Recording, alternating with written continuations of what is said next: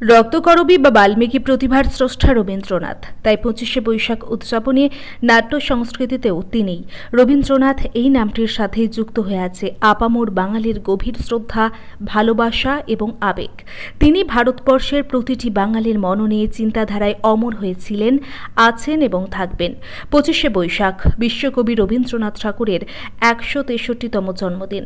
কলকাতার জোড়াসাঁকোর ঠাকুর পরিবারে 1268 বঙ্গাব্দের 25শে বৈশাখ জন্মগ্রহণ করেছিলেন।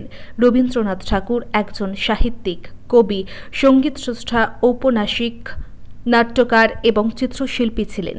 তাই আজ 25শে বৈশাখ কবিগুরু রবীন্দ্রনাথ ঠাকুরের জন্মদিবস পালন করল দুবরাজপুরের একলব্য নাট্যচর্চা কেন্দ্র।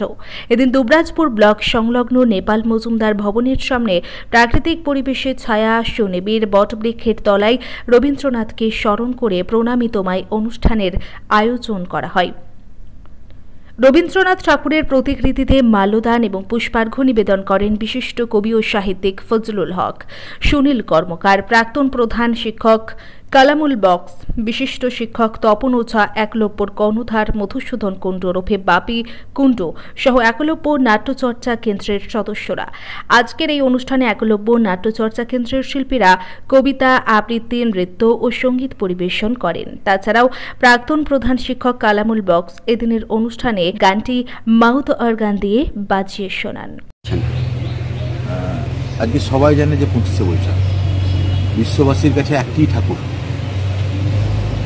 মানব ঠাকুর, রবি ঠাকুরের জন্মদিন।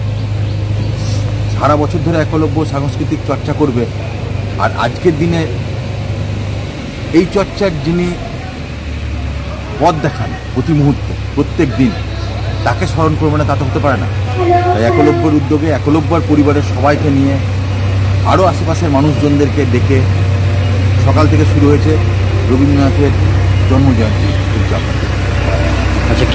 কিছুই না, তারই গান, তারই কথা, তারই আবৃত্তি, এইসব দিয়েই তাকে স্মরণ করা হয়।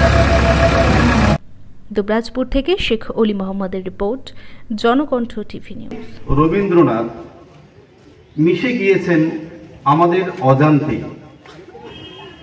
আমাদের বাঙালিয়ানায়, আমাদের বাঙালি কৃষ্টিতে রবীন্দ্রনাথ ঠাকুর